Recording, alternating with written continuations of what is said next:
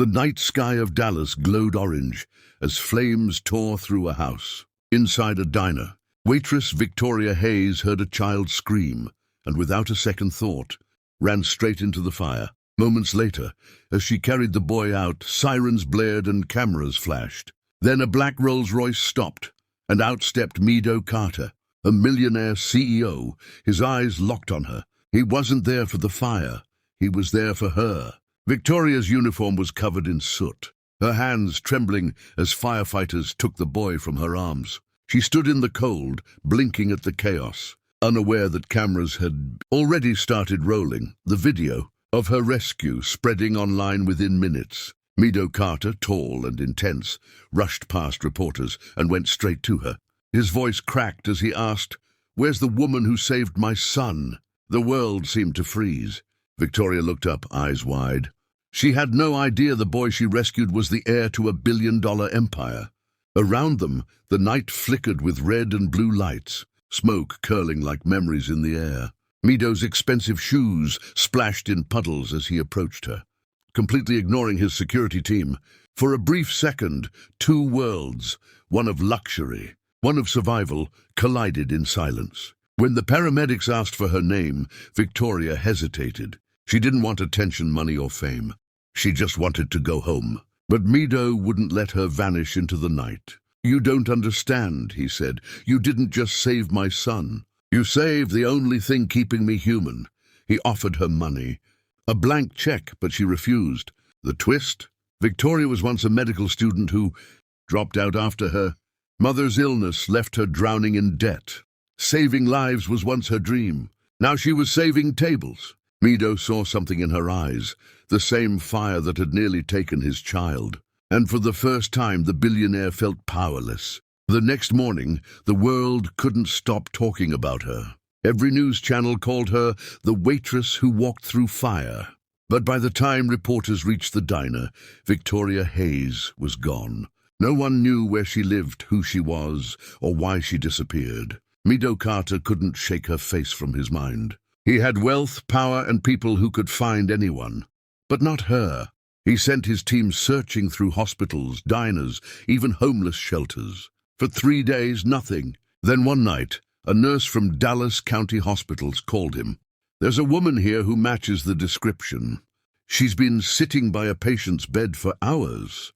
Mido rushed there without security, without cameras, just guilt and gratitude. When he entered the quiet ward, he froze. Victoria sat beside an elderly woman, holding her frail hand, whispering softly through tears. Her hair was tied back, eyes tired, but her expression peaceful. The same courage he saw in the fire burned quietly in her now. He stepped closer, hesitant. "Victoria?" She turned, startled. The same man from the fire now stood at her mother's bedside. "What are you doing here?" she asked quietly. "I've been trying to thank you," he replied. "You saved my son's life." Victoria shook her head, her voice breaking. "I just did what anyone would do." But Mido knew that wasn't true. He saw dozens of people watching that burning house, and only one went in. Then he noticed the medical books on her mother's table. "Were you studying medicine?" he asked. She nodded slowly. "I was, before my mom got sick. I dropped out to take care of her." The truth hit him hard. She didn't just save lives by accident. She had always wanted to save lives. She just never got the chance. Mido looked at the nurse, then back at Victoria. "You're still saving lives," he said softly. Tears welled in her eyes, but she smiled faintly. "Some fires don't need water," she whispered, "just heart." As Mido left the hospital, he made one quiet call. The next morning, Victoria's mother's entire medical bill was paid. And outside the hospital, a note was waiting on Victoria's car seat. It read, "Heroes don't disappear, they rise again. MC."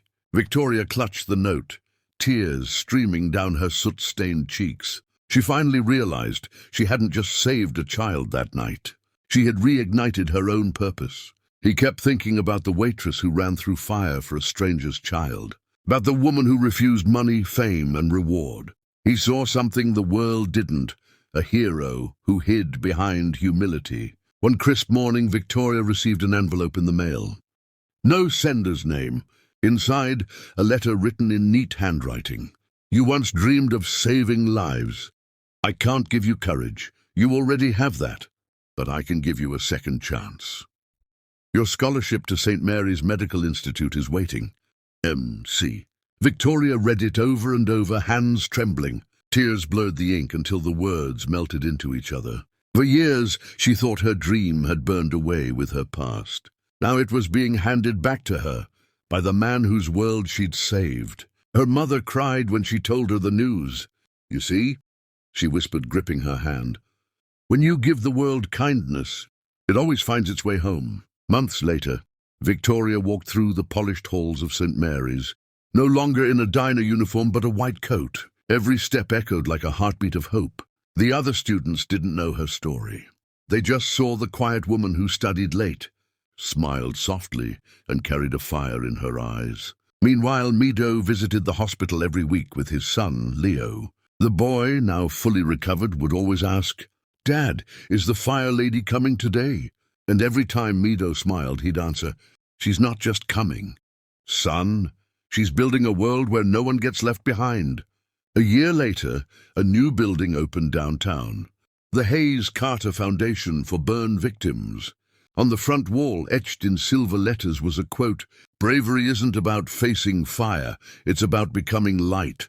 Reporters came, cameras flashed. But when they asked Victoria how she felt, she didn't talk about fire or fame. She simply said, "I didn't save a child that night. That child saved me." As the sun set behind the glass windows, Mido joined her on stage. "You gave my son back to me," he said softly, "but more than that. You reminded me what humanity means." Victoria smiled. "And you gave me back my dream. We both saved something, didn't we?" He nodded. "Yes, we saved the part of ourselves that money can't buy." The crowd applauded as the ribbon was cut. But Mido and Victoria weren't looking at the cameras.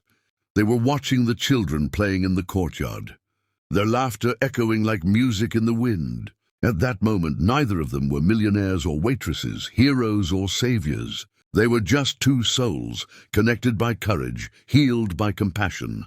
And as night fell over Dallas, the same city that once burned in flames now shimmered with hope. Victoria looked at the skyline and whispered, "Maybe the fire didn't destroy me after all. Maybe it forged me." Her words lingered in the air, a reminder that no act of kindness is ever small, and that sometimes the flames meant to end us are the very ones that help us rise.